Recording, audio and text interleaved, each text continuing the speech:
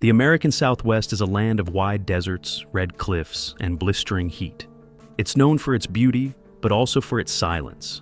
Sometimes that silence hides mysteries that no one can explain. People disappear here, right in front of others, leaving behind no clues, no sounds, and no answers. Today we'll tell 3 of those stories. First story, the Red Cliffs vanishing. In late September 2006, 4 college friends from Utah decided to spend a few days camping in the Red Cliffs Desert Reserve. The place was famous for its red canyons, wide open views, and peaceful silence. It was the kind of land that felt endless and untouched.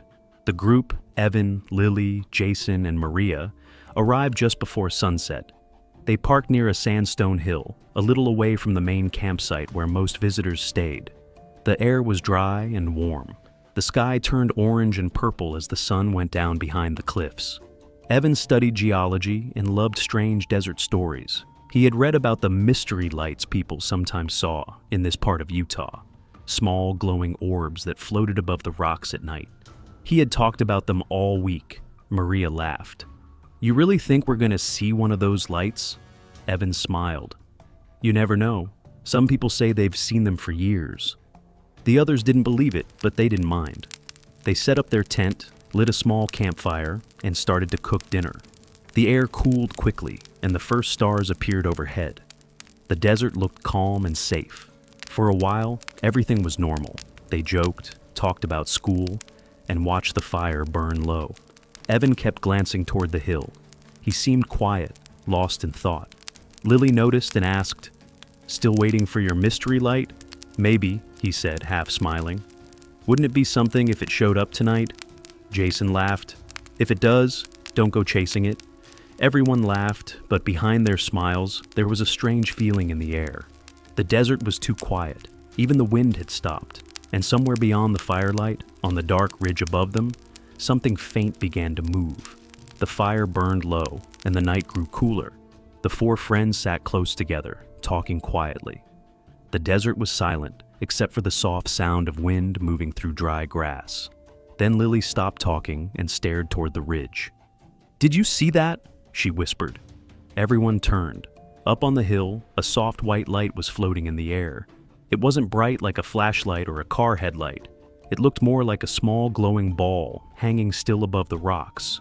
It moved a little, then stopped again, as if it was waiting. Jason frowned. "That's not a lantern. What is that?" Evan leaned forward, his eyes wide. "That's it. That's what I was talking about." Maria shook her head. "No way. Maybe it's a reflection or something." But the light didn't fade. It just floated there, slowly changing between white and pale yellow, glowing softly in the dark. The group stared in silence, not sure what to say. Then Evan stood up. "I'm going to check it out," he said quickly, grabbing his flashlight. Lily reached for his arm. "Evan, don't. It's late. Just wait until morning." He smiled nervously. "It's only a short climb. I'll be fine," Jason sighed. "At least let us come with you." "No," Evan said. "If it moves, I want to see where it goes. I'll call if I need help." He turned on his flashlight, slung a small pack over his shoulder, and started walking toward the hill. The others watched as the beam of his light bobbed up the slope. The glowing ball stayed still, as if it was waiting for him to come closer. Lily whispered, "I don't like this." Maria said softly, "Neither do I." They watched Evan climb higher and higher. The light above him pulsed once, then faded a little. For a moment, it looked almost alive. Evan stopped, turned, and waved. "Almost there," he called. His voice echoed off the rocks. Then he climbed the last few feet and disappeared behind a ridge of stone. The glowing light shimmered one last time, brightened, and then went out. The desert went completely dark. For a few seconds after the light vanished, no one spoke. The desert was completely quiet. The campfire flickered weakly, and the wind had died down. Lily stood up first. "Evan," she called. "Hey, stop joking around." No answer. Jason grabbed his flashlight. "I'm going up there," he said. Maria and Lily followed him without a word. The 3 climbed the slope quickly, shining their lights across the sand and rocks. It wasn't a steep hill, just rough in a few places. They could see the spot where Evan had been standing a minute earlier, but when they reached the top, he wasn't there. They called again. "Evan, you okay?" Still nothing. Only the wind moving through the dry brush below. Jason looked around. The area was small, just flat rock and a few bushes. There was no place to hide, no cliff to fall from. He couldn't have gone far, Jason muttered. He was right here. Maria's hands were shaking.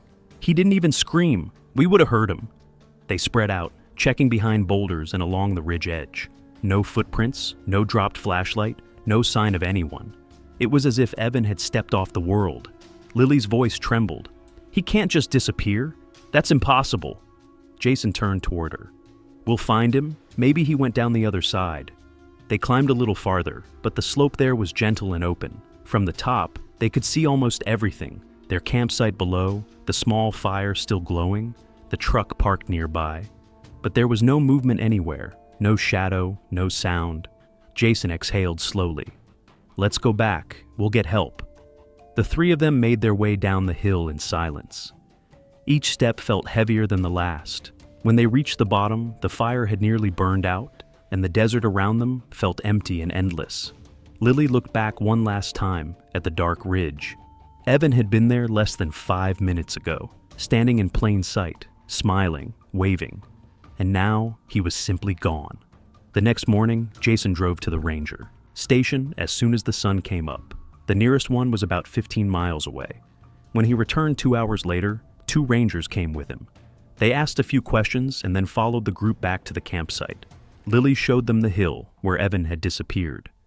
"He was right there," she said, pointing to the ridge. "We saw him walking, then that light went out and he was gone." The older ranger, a quiet man with a sunburned face, looked up at the ridge for a long moment. "You said a light?" he asked. Jason nodded. "Like a floating lantern but white. No sound, no smoke, nothing." The ranger sighed. "You're not the first to say that." They started their search right away. The 2 rangers climbed to the top with the group and looked over the ridge carefully. One of them took pictures. The other called Evan's name through a loudspeaker, but the desert gave no answer. Just the faint echo bouncing off the canyon walls. By noon, more people arrived. Volunteers, hikers, and even a few locals joined in. They split into groups and searched every part of the area, the rocky slopes, the dry riverbeds, and the brush along the trail. Search dogs followed Evan's scent from the campsite to the middle of the hill, but then it stopped as if he had walked into thin air. The dogs circled, confused, and began to whine. By evening, the sun turned the cliffs red and gold. The group had found nothing. No clothes, no footprints, no broken rocks, not even the flashlight he'd been carrying. Lily sat on a rock, exhausted. "He was right there," she whispered. "He waved at us." Maria nodded, tears in her eyes. And then, he was gone. The ranger wrote something in his notebook. "We'll keep searching in the morning," he said, "but this place can fool your eyes. The desert plays tricks, light, sound, even distance." Jason looked up at him. "You really think that's all this is?" The ranger didn't reply. He just closed his notebook and walked back toward his truck. That night, the friends sat by the fire again, staring at the dark hill where they'd last seen Evan. The ridge looked calm, quiet, and empty, exactly as it had before. Only now, it felt different. It felt like something was watching them from up there, waiting for the next light to appear. The search lasted for 4 days. Every morning, new volunteers joined in, walking long lines across the sand and over the ridges. Rangers marked the areas they had already searched. Helicopters flew above the cliffs, scanning from the air. But not a single trace of Evan was found. It was like he had never been there at all. By the 5th day, the main search team started to pack up. The rangers told the group they would keep the case open, but there was little more they could do. Jason, Lily, and Maria stayed one more night near the camp. None of them slept much. The desert was too quiet, too still. The next morning, 2 hikers came to the ranger station. They said they had found something strange, a small black notebook lying on a high rock ledge about 2 miles north of the main trail. The ledge was narrow and smooth, almost impossible to reach without climbing gear. The rangers went to check and soon confirmed what the hikers had found. The notebook had Evan's name written inside the front cover. It was his field journal, the one he always carried. Inside were sketches of rock shapes, notes about stones, and short lines about their trip. The last entry was dated September 22, 2006. It said only, "Camping near the ridge tonight, hoping to see the lights." There were no new notes, no clues about what happened afterward. The pages were clean, dry, and undamaged. Strange for something left out in the desert for days. The spot where the notebook had been found made no sense either. The ledge was 60 feet high, with no trail leading to it. Rangers checked for rope marks or footprints, but saw nothing. It looked as if someone had gently placed the notebook there by hand. When Lily saw it, she whispered, "How could it be there?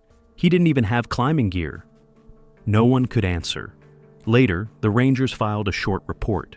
It read, "Personal item belonging to missing subject located on inaccessible ledge. Cause of placement unknown. No further evidence found." After that, the official search ended. Evan's family came to the park one last time, standing by the ridge as the sun went down. The sky turned deep red, the same color as the cliffs. They left flowers at the campsite, then drove away in silence. Years later, some hikers say they still see a faint light above the ridge at night, a small, soft glow that hovers for a moment before fading away. Locals now call it Evan's Light. No one knows what it really is, and no one dares climb up there to find out. Second story, the lost photographer of Sky Mesa. In April 2001, a 36-year-old photographer named Daniel Ward drove alone into the Sky Mesa Range in southern New Mexico. The place was famous for its tall cliffs, dry plateaus, and wide views of the desert. Few people went there, and that was exactly what Daniel liked. He had spent years taking pictures of wild places, sunsets, storms, and empty lands. Friends said he could stay for hours just watching how the light changed across a rock face. This trip was supposed to be short. He planned to hike to the top of Sky Mesa, take photos of the evening light, spend one night in his tent, and drive home the next morning. Daniel told his sister, "I want to get one last shot before the season ends. The air is clear now. The colors will be perfect." He loaded his small truck with food, water, his camera bag, and a light backpack. On the morning of April 14th, he parked at the trailhead, signed the ranger log, and started the climb. The trail was steep in places but well marked. He was an experienced hiker, used to long days outdoors. A few people saw him that day. One couple said he smiled and waved as he passed them around noon. Another hiker saw him resting near the top just before sunset, setting up his tripod to take pictures of the glowing sky. He looked calm and focused. That was the last time anyone saw him. When Daniel didn't come back the next day, his sister called the park rangers. By noon, 2 rangers drove to the Sky Mesa trailhead. His truck was still there, locked and covered in dust. Everything inside looked untouched. Extra water, food, and a small tent he never used. That same afternoon, the rangers followed the trail toward the summit. It was quiet except for the wind. They found no footprints leading back down, no broken branches, nothing that looked like trouble. By evening, more people joined the search. Volunteers, dog teams, and even a helicopter scanned the area. The dogs followed Daniel's scent partway up the mountain, but lost it near a flat stretch of rock. It was as if the trail just ended. One of the pilots noticed something shiny reflecting in the sun, far off near the ridge. A small team climbed there the next morning and found Daniel's camera bag and backpack lying side by side on a rock shelf. Inside were rolls of film, a notebook, and a half-eaten sandwich. His camera tripod was folded neatly beside the pack. There were no torn straps, no sign of a fall or a fight. Everything looked calm, as if he had set it down carefully and walked away. The rangers took the items back to the station for review. That night, they wrote in their report, "Missing persons equipment recovered near summit. No signs of injury or wildlife activity. Search to continue at sunrise." The desert was cold and silent after dark. From the ridge, the lights of the rescue camp flickered faintly below, just a few dots in the endless black. But somewhere up on Sky Mesa, a man was still missing, and no one knew why. The rangers sent Daniel's camera to the park lab to check the film. When the photos were developed, they saw the first few pictures were beautiful, wide views of the desert and glowing orange light across the cliffs. It looked like Daniel had reached the top just before sunset. The next few shots showed darker skies, the sun dropping low. Then came the last photo. It was strange. The picture showed Daniel's face, close to the lens, as if he had turned the camera toward himself. His eyes looked wide and scared. The image was blurry, and the background behind him was unclear, just shapes and shadows. Some people said it looked like a tall figure or a strange outline behind him, but no one could tell for sure. The police weren't sure what to think. Maybe he dropped the camera and hit the shutter by accident. Maybe he tried to take a picture of something that frightened him. But there was no blood, no torn clothing, and no broken gear. Everything around the camera was clean and untouched. It didn't look like an accident or an attack. When the photo was shown to his family, Daniel's sister said softly, "He looks like he saw something he couldn't explain." After that, the Rangers went back up the mountain with more volunteers. They searched every corner near the ledge where the camera was found, even lowering ropes into small cracks and ravines. But they found nothing.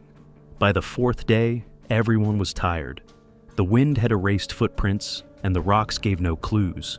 Daniel Ward had simply vanished, leaving behind only his camera, his backpack, and a final photo no one could explain. For the next several days, search teams kept looking. They climbed down steep cliffs, checked dry riverbeds, and searched every small cave near the ridge.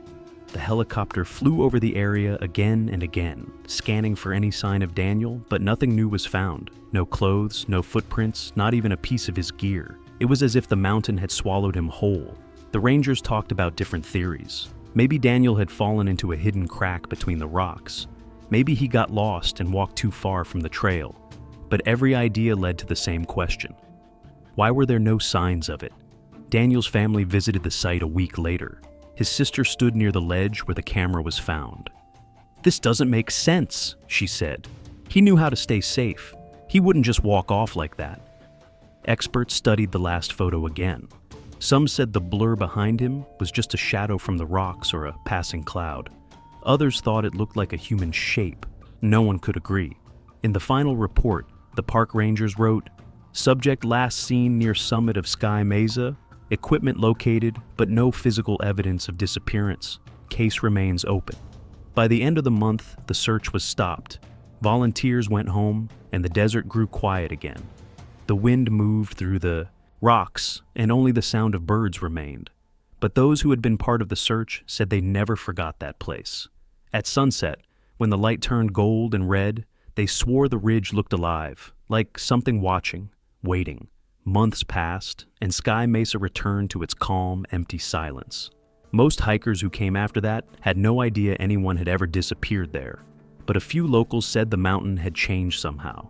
Quieter, heavier, like the air itself was holding a secret. One evening that summer, a pair of travelers camped near the same ridge where Daniel's gear was found. As the sun went down, they noticed a bright flash near the summit. At first, they thought it was lightning, but the sky was clear. The flash appeared again, soft and white, then vanished without a sound. When they told the ranger the next day, he only nodded slowly. "You're not the first to see that," he said. Over the next few years, hikers reported strange things, short bursts of light in the distance, faint clicking sounds like a camera shutter, and sometimes the feeling that someone was standing just out of view. No one ever found Daniel Ward. His family finally accepted that he would never return. His last photograph, the one showing his frightened face, became part of local legend. People started calling the place the Photographer's Summit. Some say the flash of light is Daniel's camera still trying to take its final picture. Others believe it's just sunlight bouncing off the rocks. But even today, when the sun sets over Sky Mesa and the desert turns red and silent, hikers still look up at the ridge. Because for a brief moment, a small white light sometimes appears. And then, just like Daniel, it disappears without a trace. Third story, the vanishing hiker of Echo Valley. In June 1994, 3 friends from San Diego, Ryan, Ben, and Leo, drove to Echo Valley Park, a quiet place in Northern California known for its high cliffs, oak trees, and cool streams. They wanted a simple weekend trip, hiking, swimming, and taking a break from city life. It was a clear, bright morning when they started the trail. The air smelled of pine and dust, and the sound of the creek followed them up the path. Around noon, they reached a wide open area where the valley curved into a rocky ridge. They stopped for lunch near the water, sitting on smooth stones while the stream sparkled in the sunlight. After a while, Ryan stood up, stretched, and said, "I want to check out that cliff up there. It looks perfect for a photo." Ben laughed. "Don't fall off, man." Ryan grinned. "I'll be right back. 2 minutes." He took his small camera and started walking up the short rocky trail toward the ridge. The slope wasn't steep, and the other two could see him almost the whole way. They watched him climb higher, step by step, until he reached the top. Then he stopped and looked around. For a few seconds, he just stood there, his figure small against the sky. Then, without warning, he disappeared behind the rocks. Ben and Leo waited, expecting him to come back down. 1 minute passed, then 2. But Ryan never returned. At first, Ben and Leo thought Ryan was joking around. They called his name a few times, thinking he might be hiding behind the rocks or trying to scare them. But there was no answer. After 5 minutes, Leo grabbed his backpack and said, "Let's go up there." They climbed the same trail Ryan had taken, following his footprints through the dust. When they reached the top, they looked around. Nothing. The area was small and open, with a wide view of the valley below. There were no trees thick enough to hide behind, no holes or cliffs nearby. "Ryan!" Ben shouted again. His voice echoed across the valley. Only silence came back. They walked farther, checked behind the big rocks, and even looked down the slope, but there was no trace of him. No camera, no hat, no sign of movement at all. Confused and scared, they went back down to the creek where they had eaten lunch, hoping he had returned. But the spot was empty. By afternoon, they ran into a couple of hikers and told them what had happened. The hikers joined in, calling Ryan's name while walking the nearby trails. Still nothing. As the sun started to set, Ben and Leo finally hiked back to the ranger station near the park entrance. The ranger listened carefully, wrote down the details, and radioed for help. By 8 p.m., a small search team was on site. Flashlights moved through the darkness, voices echoed across the rocks, and the sound of dogs barking filled the valley. But the night passed without a single clue. Ryan was gone, vanished in open daylight, in a place where there was nowhere to disappear. The next morning, the full search began. More rangers, volunteers, and dog teams arrived from nearby counties. Helicopters flew low over the valley, scanning the cliffs and the creek below. From above, the land looked calm. Green trees, gray rocks, and winding trails. But on the ground, there was no sign of Ryan anywhere. The dogs picked up his scent near the spot where he had climbed, but they lost it only a few hundred feet past that point. It was like he had walked into the air and vanished. Ben and Leo helped the rangers retrace every step. They showed exactly where Ryan had been sitting, eating lunch, and where he had started walking toward the ridge. Everything seemed normal. No loose rocks, no broken branches, no signs of a fall. By the end of the second day, the rangers expanded the search to the nearby woods and creeks. They marked the area with bright tape and checked every small cave and hollow they could find. Still nothing. That evening, the lead ranger said quietly, "If he'd fallen or gotten lost, we'd have found something by now." On the third day, they brought in climbing experts to search the cliffs. They went down every slope with ropes, checking ledges and cracks. The helicopter circled again, but no one saw a body, clothing, or equipment. When the sun went down again, Echo Valley fell silent. The only sound was the soft wind through the trees and the slow rush of the creek. Ryan's parents arrived the next morning, standing near the trail where he was last seen. His mother whispered, "He was right there. He couldn't have just gone." No one had an answer. By the 5th day, most of the rescue teams had left. Only a few rangers stayed behind to finish searching the deeper parts of the valley. But then, something unexpected happened. Late that afternoon, a hiker who had arrived the night before came to the ranger station. He said he had seen someone who looked like Ryan walking along a narrow trail near the old stone bridge at sunset, the same day Ryan disappeared. He was wearing a white shirt and dark shorts, the man said. He looked calm, just walking slowly along the ridge. But when I looked again, he was gone. I thought maybe he went down the other side. The rangers checked the area right away, but found nothing. No footprints, no broken branches, no proof that anyone had been there. Later, another camper mentioned hearing a faint shout near the creek that same evening. It wasn't clear, just a quick cry that faded into the wind. None of these reports led to real clues, but they gave the searchers a strange feeling, that Ryan might have been nearby for a moment, and then gone again. Over the next week, the search grew smaller. The dogs were tired, and the helicopters stopped coming. The official report soon changed from active search to missing person, no new evidence. But rumors began to spread among the locals. Some hikers said they heard soft footsteps behind them near the cliffs, even when no one was there. Others claimed that at sunset, they saw a shape on the ridge, a figure standing still against the red sky, watching.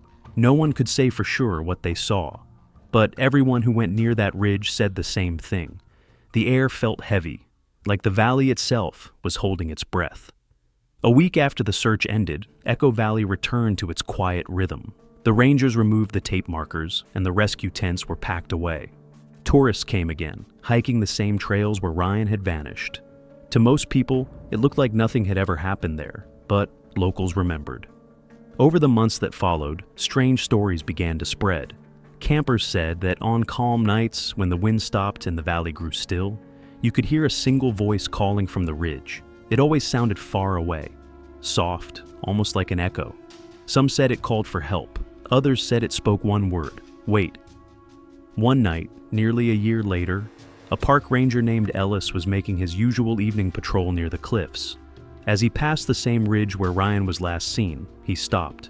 Up on the rocks, just for a second, he saw a figure standing there, still and silent, dressed in white.